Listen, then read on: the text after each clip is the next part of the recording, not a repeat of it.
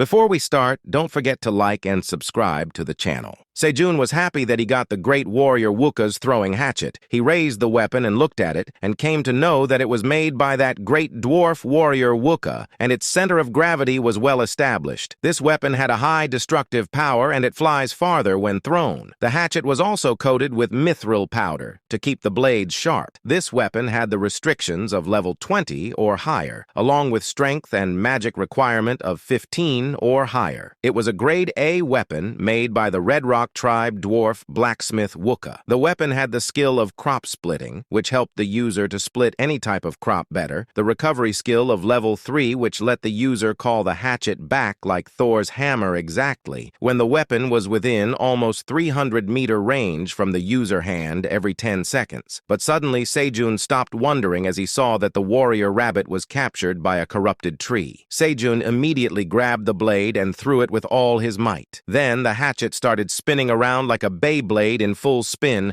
while it broke the wine of the corrupted tree and split the creature into a half, freeing the black rabbit from its evil clutches. As Sejun had attacked a tree, the skill activated and the splitting was done effortlessly due to the hatchet strike, and the corrupted tree started cracking from the middle while it produced a hissing sound. Suddenly, the face of the creature blew away, and the black rabbit was shocked by seeing this. Even the mother bear and the baby bear turned around, looking at their master defeating the corrupted entity in just one blow. Mother was surprised, while the baby bear started smiling, telling everyone that his dad is definitely amazing. The baby bear was suddenly enthusiastic as he came to know that his dad was no longer a weakling who used to run away. The bear was so happy that he started punching all the trees around him and defeated them one by one. He was happy that he was serving his dad and that now he is powerful. Meanwhile, Sejun looked at the destruction he caused, and it was no wonder for him that a named item can do so much damage. The system notification told him that he obtained 500 experience points for killing a large corrupted tree. Sejun immediately grabbed Theo, praising him and cuddling with him, telling the small creature that he was the legendary golden cat. But on the other hand, Theo reminded the tower farmer that they were fighting right now, and that this behavior was even making the corrupted tree scouts nervous as they started sweating. But suddenly Sejun noticed that a corrupted tree branch was behind him and was going to attack him, but Sejun had something in mind as he smiled and called his throwing hatchet back. While spinning once again, the hatchet broke the corrupted tree branch in just one shot and landed into the hand of the tower farmer. Both Sejun and Theo were happy by seeing this because they had an incredible weapon now. Sejun screamed while smiling, telling all the corrupted entities that now he will show them the power of the top tower farmer from the 99th floor. Both of them started lunging towards the corrupted entities as they were ready for round 2 with the evil creatures. Finally, the war was over after a long time, and the large creatures started sweeping the 99th floor. They were collecting the tree branches which were scattered everywhere. Amano came towards the cave while telling Sejun that almost everything was now organized and that he was going to plow the field. We see that Sejun was washing his face. After a really tiring day, he turned around and told the creature to take it easy.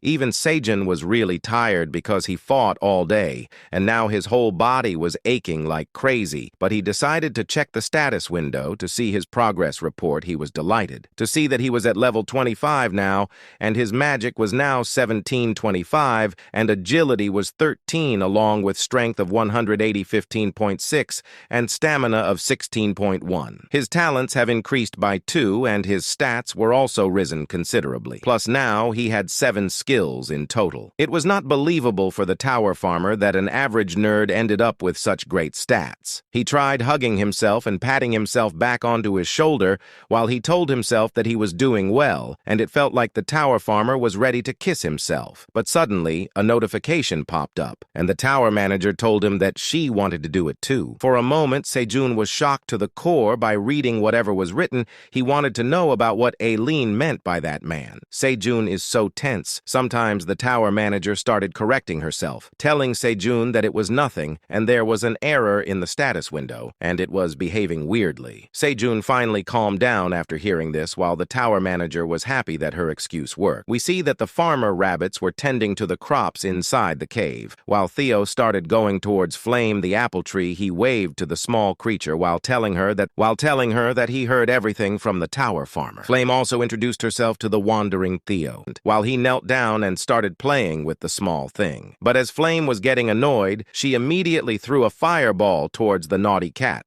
while telling him to not touch her as he pleased. Theo was really surprised by this behavior and somehow dodged the fireball. But instead of being fearful, Theo thought that it was awesome that a fire appeared from a tree. He apologized to Flame, telling her that he won't play around anymore. But suddenly Theo had an idea and started taking out a fish from his bag, asking Flame if she could grill it because the cat wanted to eat some grilled fish. Flame told Theo that it was easy for her and snapped the finger while smiling. Flame immediately scorched the fish and grilled it perfectly. Theo was surprised by the sheer power possessed by Flame, while she smiled and told him to not mention it. But for Theo, this newcomer was really amazing.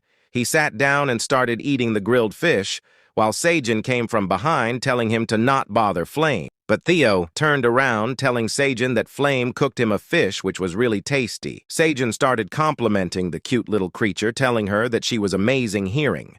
That Flame blushed, telling Sejun while dancing that it was not a big deal. But suddenly a notification popped up, telling Sejun that the growth promotion skill pulled down has been ended. Sejun smiled while he told Flame that he could use the growth promotion skill on the creature, but Flame wondered if it was really all right to use this precious skill on her. But Sejun told her that it was necessary for her to grow up quickly and become healthy, so that she can become a tree as soon as possible. Hearing that, Flame decided to gracefully accept it. Sejun immediately started going closer to the apple sprout. The tower farmer wanted to use half of his power and first see what happens after the growth promotion skill. But suddenly, multiple notifications popped up, telling Sejun that the potential inside the apple tree was enormous, and all the promotion power was going to get used on the tree. Sejun was not able to process anything, but suddenly each and every ounce of power from our boy started going towards the apple tree, as he was really surprised and shocked. At the same time, he realized that this flame tree had enormous power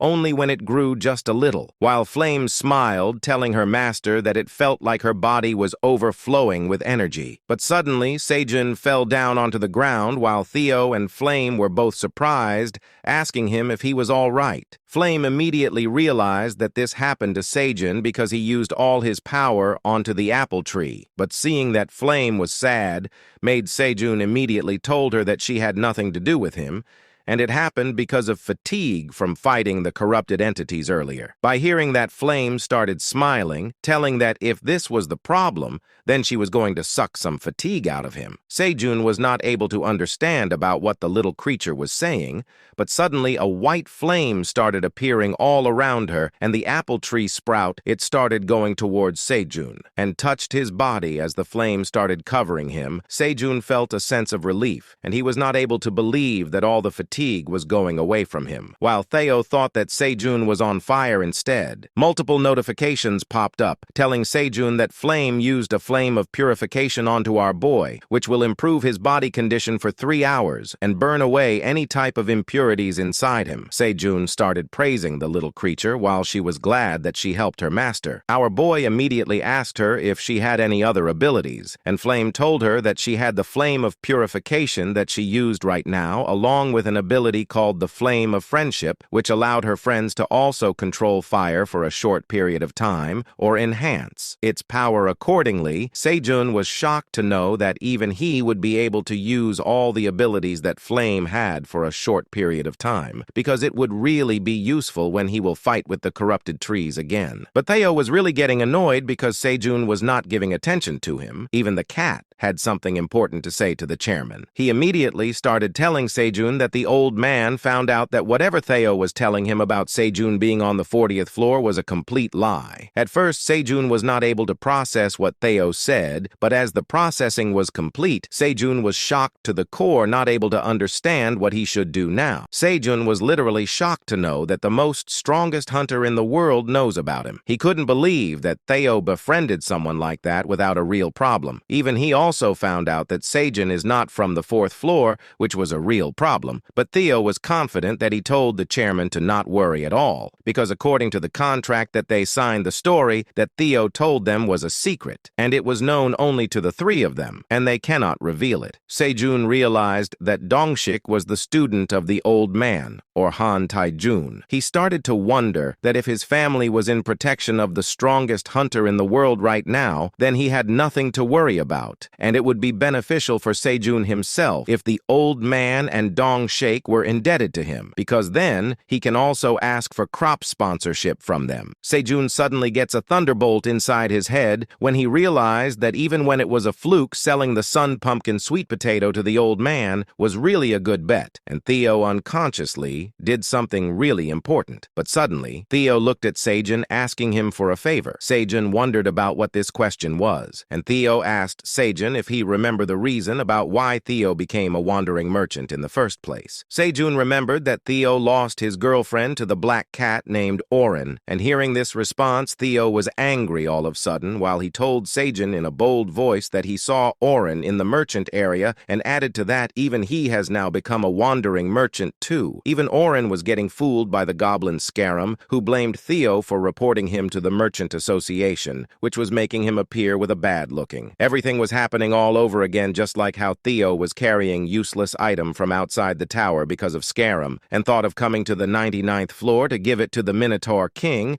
and now Oren was also doing the same thing just to get scammed. In the end, Theo really wanted Sejun to just scold the group of wandering merchants and stop them from doing it. Theo was making baby doll eyes while he cutely patted the shirt of Sejun, while Sejun started thinking about what he should do, and suddenly he had a devilish laugh onto his face as he formulated a plan which looked a lot of fun inside his mind. As the scene shifts, we see that Oren and his minions were then in the desert area of the 99th floor, while the black cat Oren wondered about what happened to the 99th floor because there was nothing, and even breathing was hard due to the harsh conditions. But Oren was as ignorant as before. He started asking his minions for food because he was getting just a little hungry, but they immediately disagreed, telling him that there was no way that there is any kind of food on the 99th floor. One minion started telling Oren that it was him who paid the wandering merchant registration fees and purchased the heaviest luggage, and after buying all of the goblin's items, he was the one who spent all the remaining money on drinking just to make himself feel a bit better than Theo, and it was due to the one and only Oren that they do not have any necessary travel items when they came to the 99th floor due to it. Even the Oren was now going to starve to death. Even when the minion was overacting, he said the harsh truth in front of Oren. But as ignorant as ever, Oren thought that the minion was questioning him about if he was competent enough to sell all the items and earn 1,000 tower coins. Oren decided to stick to the plan and told the other minion that they should go to the Minotaur King and ask for some water and food. He had just came to this shabby place to sell rare items and make money, but he was sure that his group would be treated well once they show the items to the king. So he asked the minion with the map about how long it will take for them to reach the destination. But the minion with the map revealed something that was not accepted by Oren at all. According to the map, he will have to work straight up for 2 or 3 days to just reach the king's place. The black cat's eyes, or Oren's eyes, widened, while his tail became erect, just like the things hanging between your pockets, while the other minion was sure that they were going to be dead nonetheless. But suddenly, the both cats or minions heard a sound made by the movement of cartwheels, and as they turned around, they saw that some rabbits were selling chilled water in this harsh condition. Oren and his group started running towards the chubby rabbits and stopped them at their place. They finally had hope in their eyes, that they will really live another day, and wanted the chubby rabbit to give him some water. The chubby rabbit showed one bottle of water to Oren, telling him that it will cost 0.5 tower coins per bottle. The cat was not able to believe that even water can be so expensive, but the rabbit immediately told him to just look around, and then it would not be extremely difficult to understand, even for a dumb guy, about why it was so expensive on the 99th floor. But Oren did not know what to do because he did not have any tower coins. He was ready to give up and wanted to go home. But the chubby rabbit immediately asked him if he was the guest of the Minotaur King's wandering merchant. At first, Oren was not able to understand about what the chubby rabbit was implying, but realizing that this was his last chance, he immediately told the rabbit that he was on his way to sell rare items to the Minotaur King. The rabbit told Oren that if this was the condition, then he was ready to compensate the cat's group, knowing that they will get water to drink. Oren did not even hesitate for a second and immediately agreed, but instead of giving him water bottles, the chubby rabbit immediately gave them 3 pieces pie of paper and told them that this paper was a guarantee contract for the credit value of water bottles. With a cute little smile, the chubby rabbit told Oren that if he did not repay the loan amount of water bottles within 3 days,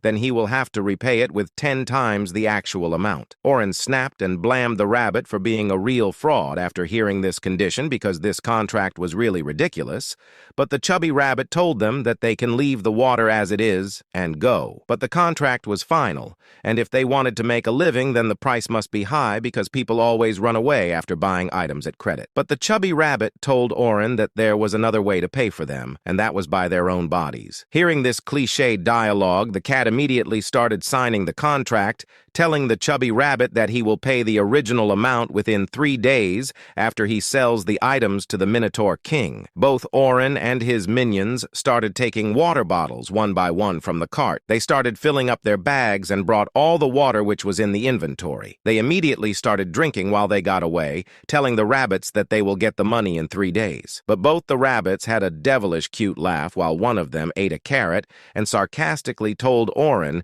that he is hoping for the cat to become really rich. As the scene shifts to the next day, we see that the whole supply of water bottles was now empty and the cat group was still traveling. Oren was in the condition where the more he drank, the more hungry he got. He even drank all the water they had in just 1 day, and now that his bottle was finished, he started asking the minions to give him their share of water bottles. At first, the minion disagreed, telling Oren that this was not the black cat's share, and this was the last. But as bossy as Oren was, he immediately snatched the water bottle while he scolded the minion to behave himself. Even when the minion did not like it, he was not able to do a thing. But suddenly, another one of them called out to Oren, telling him to turn around and have a look at the distance. Every member of the group saw smoke coming out from a distance and wondered if they were really seeing a restaurant in between the desert. The smell was really tempting, and the eyes of the whole group started gleaming with their mouths drooling as they started running towards the restaurant.